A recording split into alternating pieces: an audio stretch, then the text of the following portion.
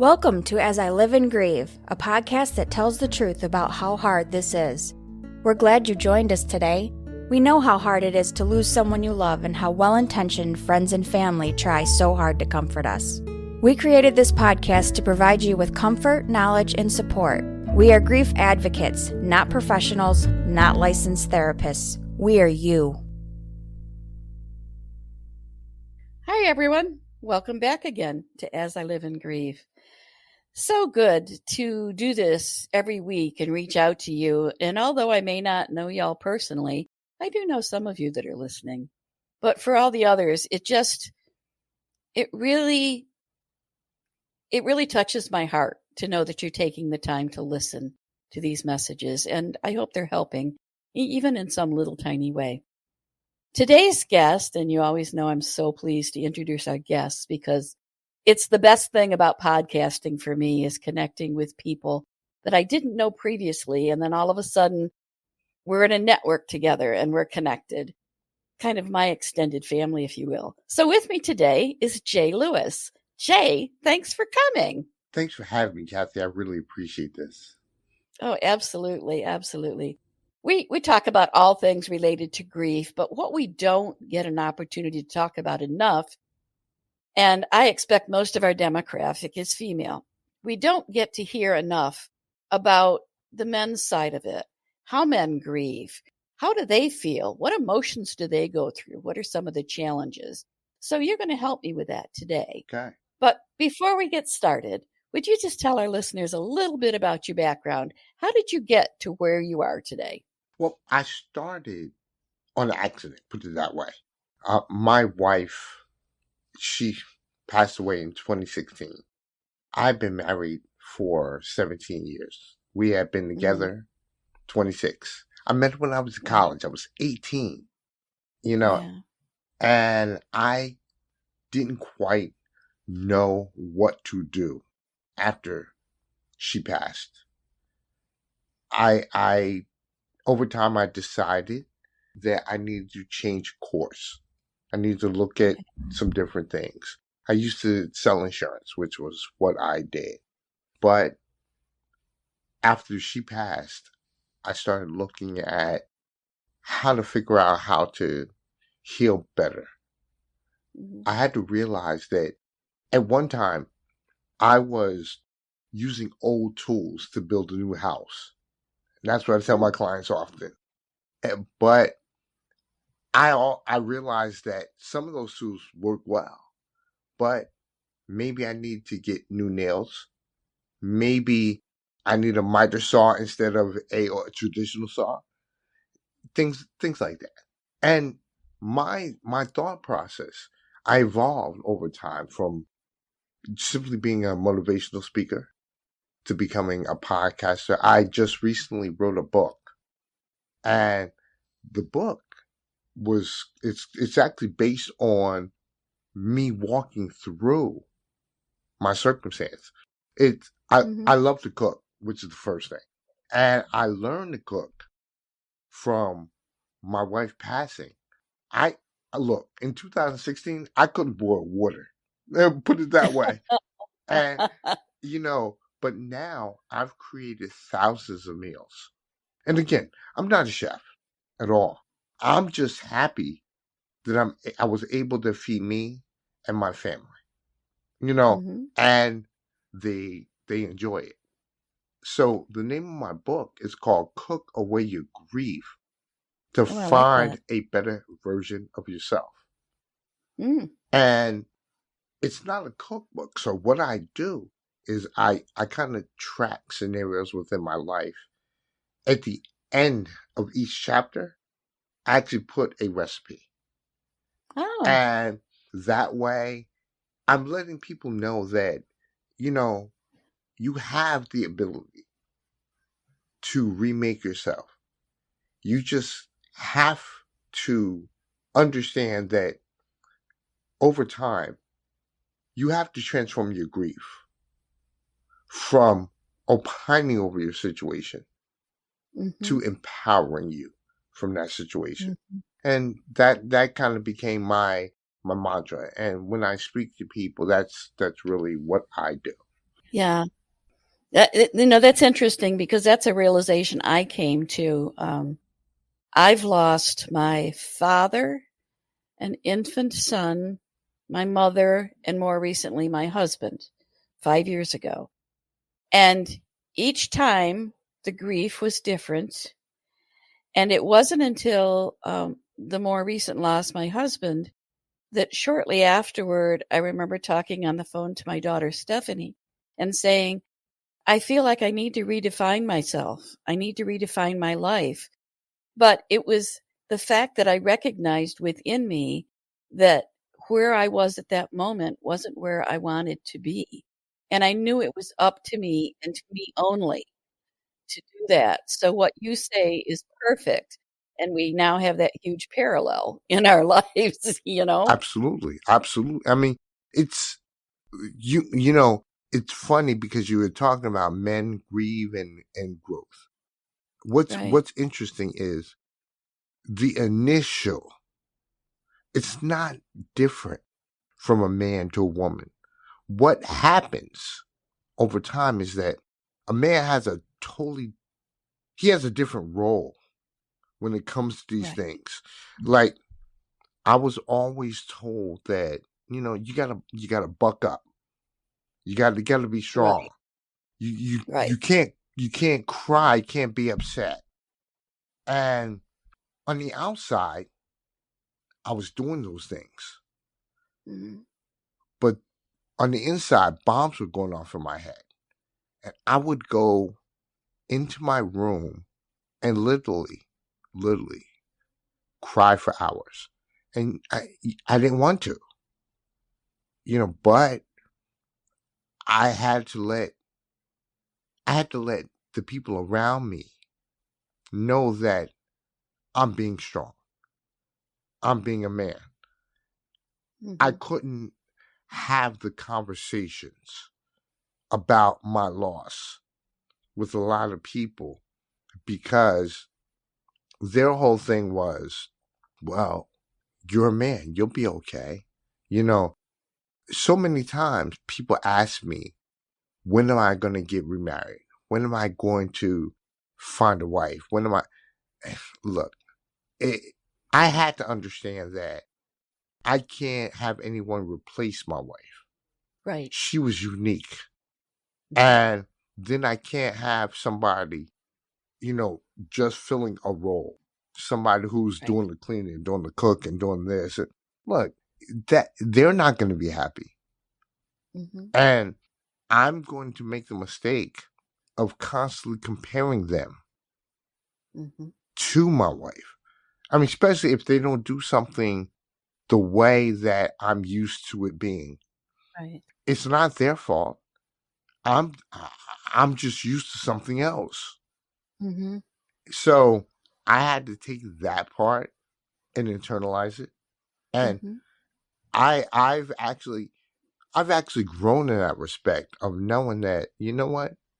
If I'm going to give myself to another woman, you Mhm. know, I'm going to take the lessons that I had from my 17 years of marriage Right. and and apply them to the next woman that I meet. Listen, I mean, when I was young, life was what it That's was. different. Right, right. But over time, as I grew to have an understanding of what love was. Mhm. I grew to have an understanding of what compromise was. Mhm. I grew to understand that my life with my children, for instance, my two girls are my life. They're Mhm. just the cat's meow. Seriously, Yep. you know. Yep. But I also had to I have to understand that if I'm making the choice to enter into a new relationship, Mhm. I have to make sure I take these things into perspective. You Mhm. know, so I've definitely learned, and I do believe that the woman that I I I find, Mhm. she's gonna be a very lucky woman. You know, and again, not Yeah. and not that I am the cat's meow, just that I've learned so much. So, But if she can look at you and think he's the cat's meow, then that's all for the better. there we go. You There we know? go.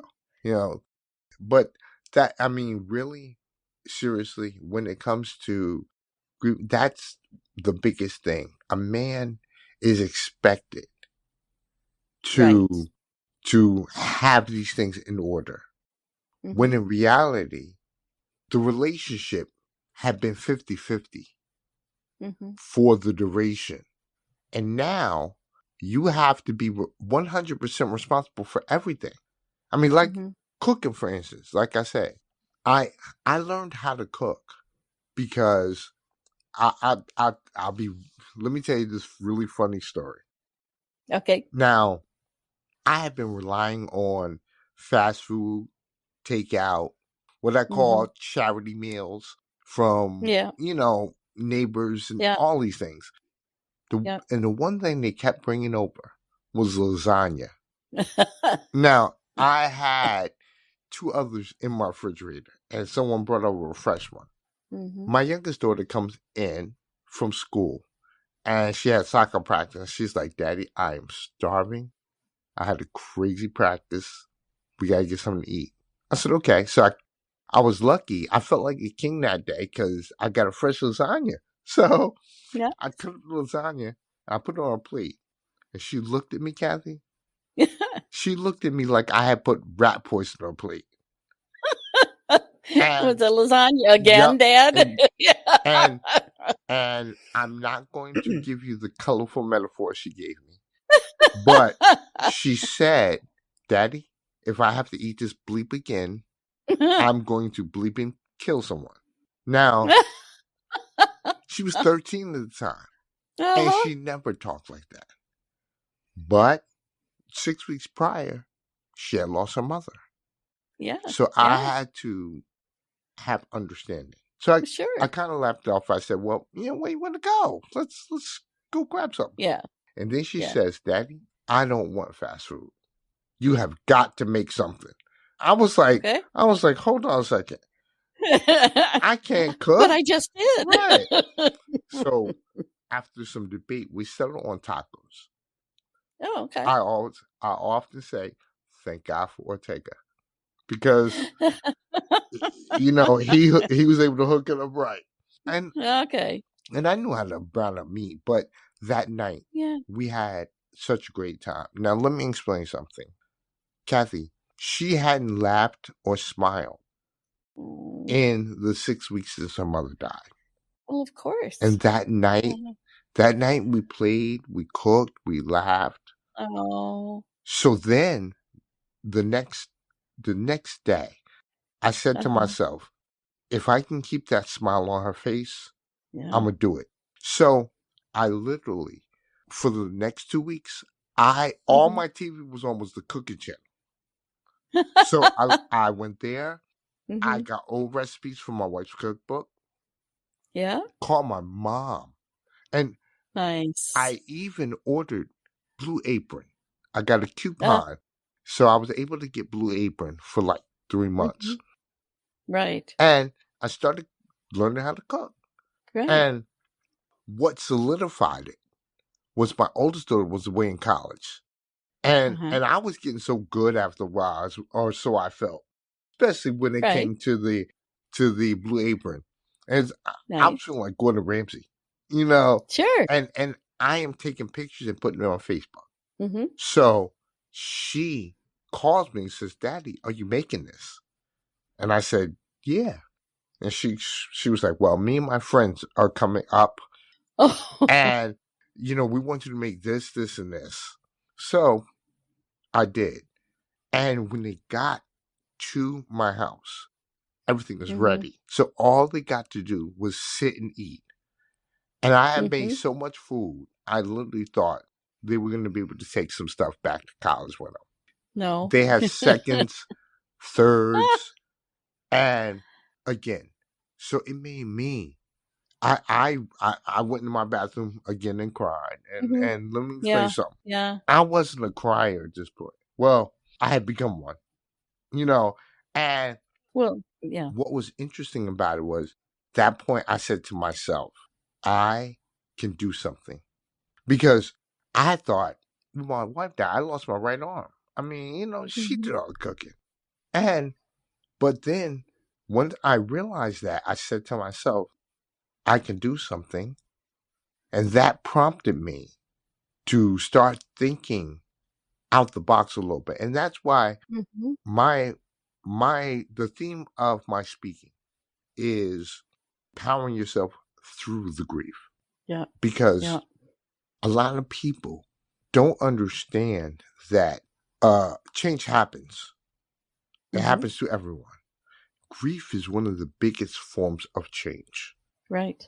But if you try to resist the change, then you're only going to allow the monster of grief to envelop you. Yes. So Yes. I was able to successfully shrink the monster. Grief never goes Mm-hmm. away, but Yep. you can shrink the monster. Like, I would have these times of really missing my wife, Mm-hmm. and then I could go in the kitchen, put my headphones on, start Mm-hmm. cooking, and it lessened Mm-hmm. the amount of grief I was going through at the time, because I had to Yeah. concentrate on the recipes, concentrate on the Well, food, sure. Sure. Sure. but it took my mind off. Yeah. No, Yeah. That's a beautiful story. It's very endearing, and I hope at some point you put that story in a book. But what I hear within the story, not only that you decided that you yourself needed to do something about what was going on, you saw the grief in your daughter's face, heard it in her words, in her frustration with words you'd never heard her utter before. And you decided that there was something you could probably do to help make her feel better. And in doing that, you wound up making you feel better too. yes, and that's really what it was. And actually, I did put that in my book, and Good. Good. because it was really the catalyst that Mm-hmm. helped me to realize I could move forward. Right. Right. And again, that's a lot of people. I mean, let's go back to the men thought of things. There are a lot Mm-hmm. of guys out here that they're looking for someone else to replace the Right. person that did everything that handled that 50%. Right. Well, women do that too. Women look for somebody to replace. Okay. They're looking for somebody to fix that leaky faucet in the kitchen. Right. They don't want to do it. So it's another way that men and women grieve alike in some ways. But still, there are so many differences. I think the motivation Yes. is different. It is, because, like I said before, I mean, men, it's interesting because when you go to hang out with your guys, for instance, Mm-hmm. when you start having a conversation about your wife that passed, Mm-hmm. nobody wants to hear it. As a matter of fact, I had a conversation with a friend of mine. It was a group of us. We were talking, and he had just gone through a really messy divorce. Mm-hmm. And he knew my wife. He was cool with her, But his comment to me was, "Man, you're in a good situation." And it was only because was in such a bad one with his divorce. Okay. All right. And I don't think he meant it like that. Right. But I think that his thought process was, because he was so frustrated, was that, again, his divorced wife is better off dead. That was his thought. Yeah. Well, he was grieving too. Yes, he was. He was grieving the loss of his marriage. And that's when again, that also helped me to expand Mm-hmm. what I discuss. Because Right. when I talk about, before I did this, I was working with the a grief group, and Mm-hmm. it was interesting because their whole thought process, they were saying you have over 40 different reasons to grieve. you Right. know, and a lot of people look at loss and, bereavement as the only. Right.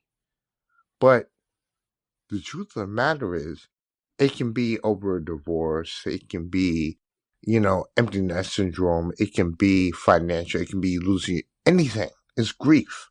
Yeah. And I needed to make sure that when I speak to people, I don't just give one aspect of grief, because then that negates everyone else's situation. It's Right. almost like, oh well, I lost my job, I can't. So empowering people, especially when it comes, say, let's use job loss as an example. Mm-hmm. I always tell my clients, well, losing your job just might be the best thing that ever happened to you, Right. because at this point, you now get the chance to explore new options. Mm-hmm.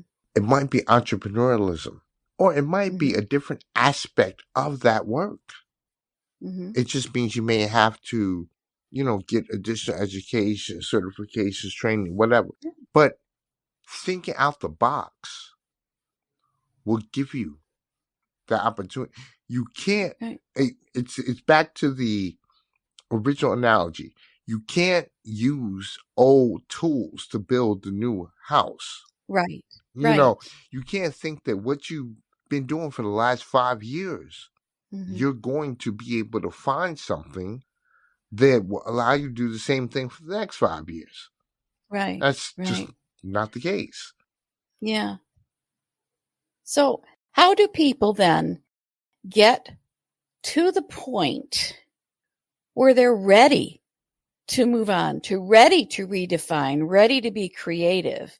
Male, female, you're in your grief and you're just devastated. Well, here's what I say. I mean, there's no timeline. That's the first thing I say. Right. But then what I do say is, over time, your thoughts of grief become a choice. You see, a big part of my speaking to is the fact that grief is energy. The thoughts of grief are most. You've seen the movie In and Out with, Mm-hmm. Yep. well, in our mind, through the amygdala region of our brain, Mm-hmm. well, the emotions are forged. Now, scientists have been able to, through EEGs, EKGs, MFRIs, they've been able to know that the brain sends electronic signals. Right. Well, I also read National Geographic, and then I read the law of conservation of energy. Energy never dies, but it does Right. transfer and transform.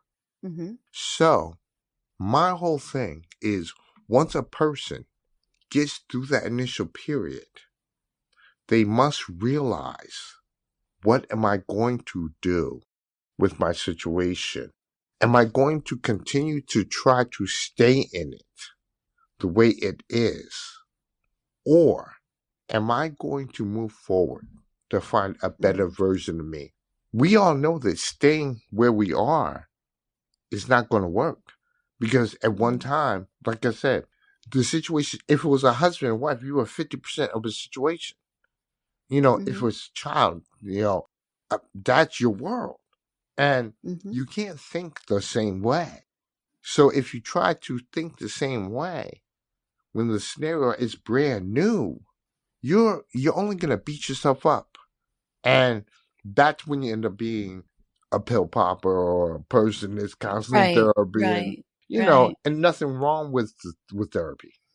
I personally think therapy is a great thing, but It's great for the people that really need it. absolutely. It can, for the people that seek it too quickly, sometimes they think they can get even more frustrated with themselves. Well, you know what? Here's something I found out, is that when you're automatically running the therapy right after something happens, Mm-hmm. that means you are not agreeing to deal with the issue.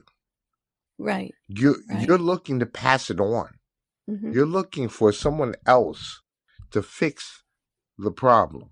Mm-hmm. And it's an unfixable problem. Right. You're looking for someone to say, first you have to do this, then you Right. have to do this, then you have to do this, then you'll be all better. And it doesn't work that way. But I have to ask you, when it comes right down to it, and we're talking about finding that tiny, tiny little piece of energy in you that's going to make you realize that you have to do something. You're not happy where you are. You don't want to be where you are for the rest of your life. So it's up to you to do something. Is that really different for men and women? Or is it really the same? It's, you know what? I think it's similar because of what you just talked about. When you first go through a hardship that you just can't understand, like for instance, the leaky faucet scenario or Right. the cooking scenario, when you can't do something, Mm-hmm. now you automatically start to think, okay, I have one or two options. Either I can look for somebody to do it for me, Mm-hmm. or I can figure out how to make it happen. And when you figure out how to make it happen, you actually empower yourself. You have picked up a skill Mm-hmm. that I call it the gift of grief. Okay. And you pick up something that you had no idea you could do, Right. Right. but you get it done. And then you go back in your mind and you say to that scenario, I miss you. I love you. But this empowered me to do something else. Right.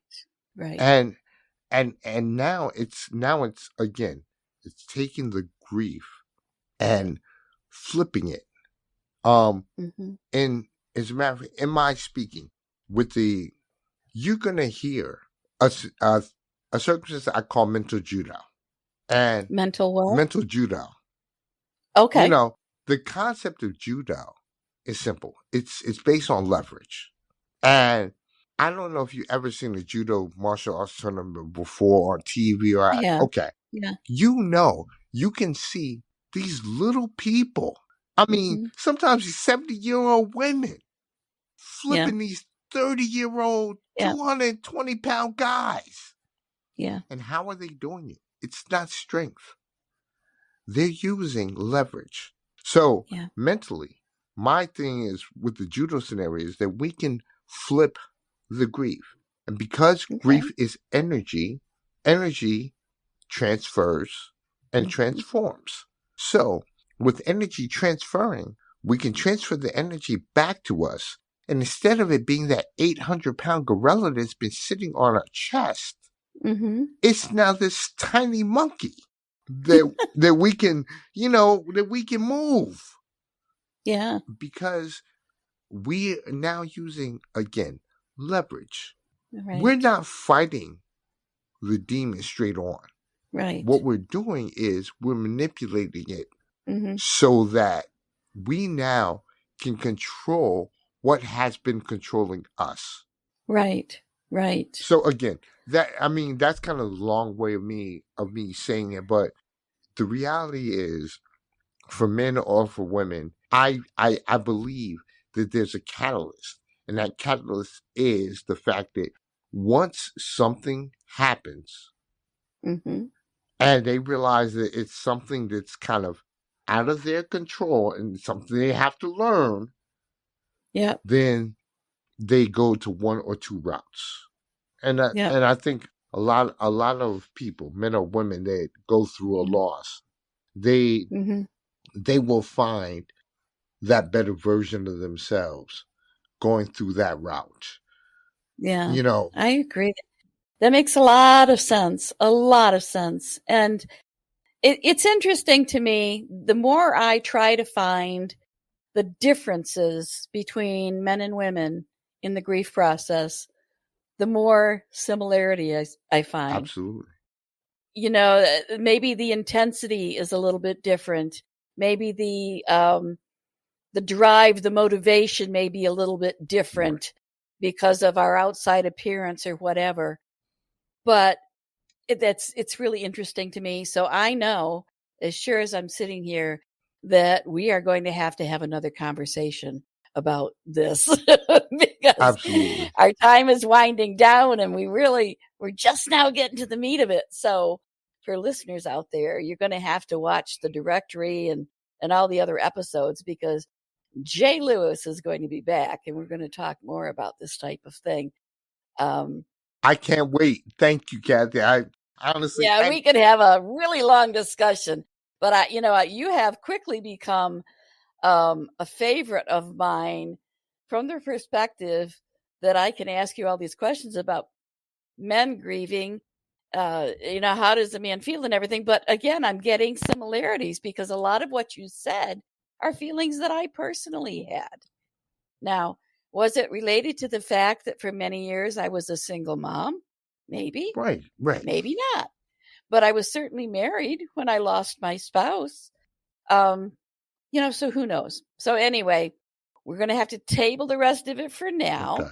Okay. It's time to wind down. And I always take this opportunity to turn the microphone over to my guest.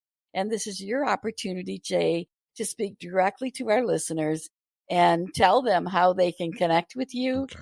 Tell them about anything exciting you've got coming up. It's your turn. Go for it. Okay. Well, my website is called jl3motivation.com.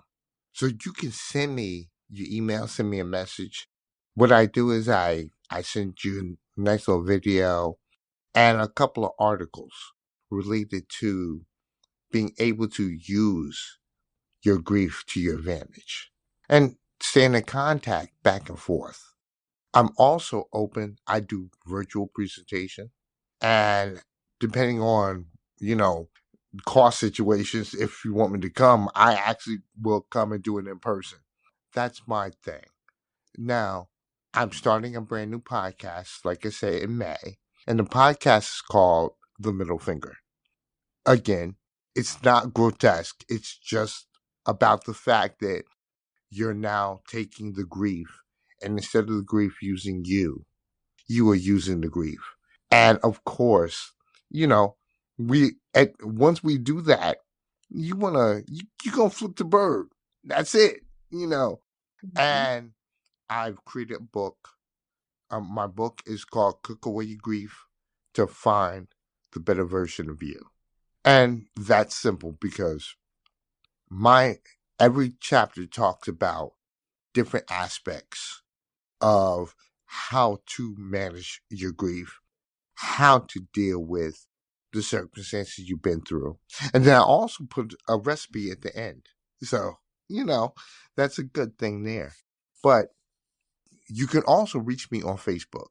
I actually have a community page called The Gift of Grief. So again, you can reach out, or my other group is called Moments of Motivation. You can reach out, and I do these, like I said, these little 2-minute videos, and I put information out there.